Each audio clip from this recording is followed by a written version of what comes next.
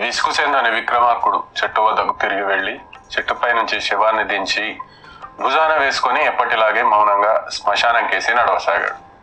అప్పుడు శవంలోని బేతాళుడు, రాజా, నువ్వు పడుతున్న ఈ శ్రమ అశుభమైనదిగా భావించకు. ఎందుచేతనంటే ఒక్కొక్కసారి అశుభం ద్వారానే శుభ ఫలితాలు సంప్రాప్తిస్తాయి. అందుకు నిదర్శనంగా నీకు కళ్యాణి అనే వేశ్య కన్య గురించి చెబుతాను, విను. పూర్వం కంచీపురంలో కళ్యాణి అనే వేశ్య కన్య జగదేక సుందరి ఉండేది. ఆమెను వివాహం ఆడడానికి ఎంతెంత గొప్ప వాళ్ళో ముందుకు వచ్చారు. అయితే ఆమె వివాహం జరగలేదు. ఒక కారణం, ఆమె తండ్రి తీవ్రమైన వ్యాధితో చాలా కాలం బాధపడి చివరకు మరణించాడు.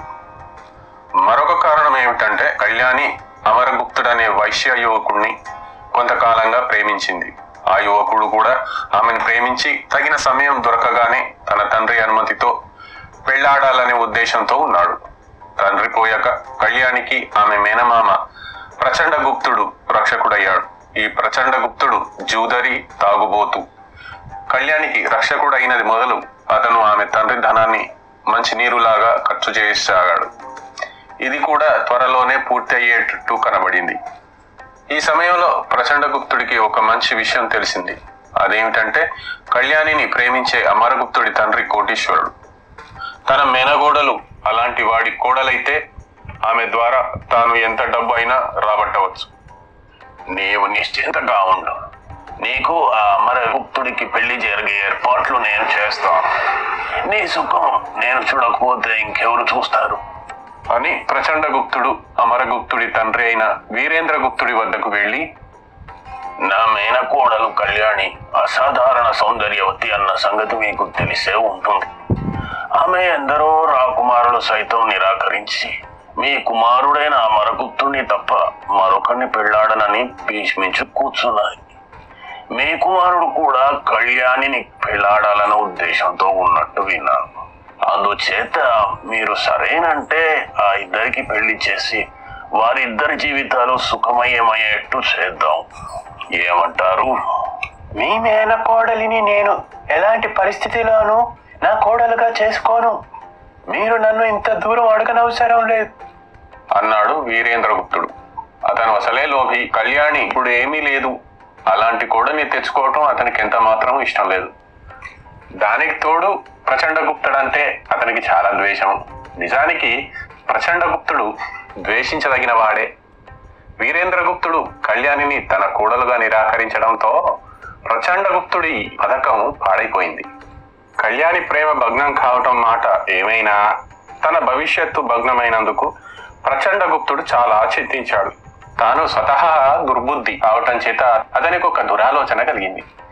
కళ్యాణిని వీరేంద్రగుప్తుడు తన కోడలుగా స్వీకరించేటట్టు చేయటానికి అతనికి మరో పథకం ఆలోచించాడు. ఈ పథకం కొనసాగాలంటే కళ్యాణి తోడ్పాటు తనకు అవసరం.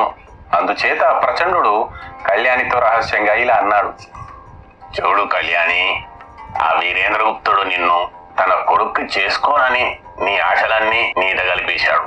అందుకు నువ్వు ఎంత బాధపడుతున్నావో అంతకు 10 నేను బాధపడుతున్నాను. నీ సుఖం నేను కాకపోతే మరెవరు చూస్తారో చెప్పు.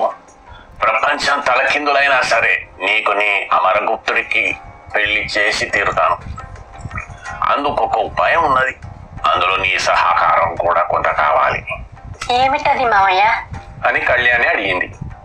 నువ్వు ఈవేళ వీరేంద్రగుప్తుడి వద్దకు వెళ్ళి ఈ రాత్రి నేను అతన్ని హత్య చేసే ఉద్దేశంతో ఉన్నానని చెప్పు. అతను మామూలుగా పడుకునే మంచం మీద మనిషి ఉన్నట్టు కనబడేటట్టుగా దిండ్లు అమర్చమని సలహా ఇయ్యి. నేను ఒక రాత్రి వేళ అతని ఇంట్లోకి ప్రవేశించి అతని మంచం మీద ఉన్న దిళ్లను పొడుస్తాను. వీరేంద్రగుప్తుడు తగిన జాగ్రత్త మీదనే ఉంటాడు కనుక నన్ను పట్టుకుంటాడు. నేను కూడా తేలికగా దొరికిపోయి పశ్చాత్తాపం నటిస్తాను. నువ్వు వచ్చి నా ప్రాణం కాపాడమని వీరేంద్రుణ్ణి వేడుకో. నువ్వు తన ప్రాణం కాపాడవు కదా అన్న కృతజ్ఞతా భావంతో నన్ను విడిచిపెడతాడు. నీ సుఖం కోరే నేను ఈ పని చేశానని చెప్పినాక అతనికి నా మీద మరింత అభిమానం కలుగుతుంది. నేను తన కోడలుగా చేసుకుంటాడు. ఒకవేళ నాకు శిక్ష పడినా కొద్ది శిక్షే పడుతుంది. నీకోసం నేను ఆ శిక్ష అనుభవిస్తానులే అన్నాడు ప్రచండగుప్తుడు. సరే, అంతా నీ ఇష్టం మావయ్య అని అన్నది కళ్యాణి. ఆ రోజు కళ్యాణి ఇంటి నుంచి బయలుదేరి వెళ్ళింది గాని వీరేంద్ర ఇంటి ఛాయలకు కూడా పోలేదు. ఆమె ప్రచండుడి పథకంలో తన పాత్రను తాను నిర్వహించలేదు. ఆ రాత్రి ప్రచండు వీరేంద్రుడి శయనాగారం ప్రవేశించి మంచంలో పడుకొని ఉన్న వీరేంద్రుడి రొమ్ములో కత్తి దించి వీరేంద్రుడు పెట్టిన గౌకేకకు అతను కొయ్యబారిపోయాడు. ఆ స్థితిలో అతని వీరేంద్రుడి నౌకర్లు పట్టుకున్నారు. తర్వాత రాజుగారు ప్రచండుణ్ణి విచారించేసి హత్య నేరానికి అతనికి మరణదండన విధించాడు. విచారణ సమయంలో ప్రచండు తాను తన మేనకోడలతో చెప్పిన ఆలోచన బయట పెట్టలేదు. దాన్ని ఎవరు నమ్మరని అతనికి తెలుసు. తర్వాత కళ్యాణికి అమరగుప్తుడికి వివాహం జరిగింది. బేతాళుడి కథ చెప్పి, రాజా, నాకు అనేక సందేహాలున్నాయి. కళ్యాణి వీరేంద్రగుప్తుణ్ణి ఎందుకు హెచ్చరించలేదు? వీరేంద్రుడి చావుకు ఆమె కారకురాలు కాలేదా? ఈ సందేహానికి సమాధానం తెలిసి కూడా చెప్పకపోయావో నీ తల పగిలిపోతుంది అన్నాడు బేతాళుడు. దానికి విక్రమార్కుడు, ప్రచండు చేసిన పథకం దుష్టమైనదే. అటువంటి పద్ధతిలో ఆమె ప్రేమించిన వాణ్ణి పెళ్లారగోరినట్టయితే ఆమె అమరగుప్తుడితో కలిసి ఎన్ని రకాల పథకాలైనా వేసి ఉండేవారు.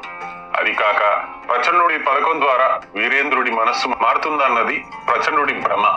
వీరేంద్రుడు లోభి, ప్రచండుణ్ణి ద్వేషిస్తున్నవాడు. అతనికి కళ్యాణి పట్ల ఎలాంటి దురభిప్రాయం లేదు. ప్రచండుడి పథకం పారినంత మాత్రాన అతనికి గల అభ్యంతరాలేవి తొలగవు. పైపెచ్చు ప్రచండుడి పట్ల ద్వేషం మరింత పెరుగుతుంది. అందుచేత ఆమె ఆ పథకంలో పాల్గొనలేదు. అందువల్ల ఆమెకు పూర్తిగా లాభం కలిగింది. తన ద్వారా డబ్బు సంపాదిద్దామని చూసిన మేనమామ, తనను కోడలుగా చేసుకోనని శపథం చేసిన మామ ఇద్దరు కూడా తొలగిపోయారు అన్నాడు విక్రమార్కుడు. రాజుకి ఈ విధంగా మౌనభంగం కలగగానే బేతాళుడు శవంతో సహా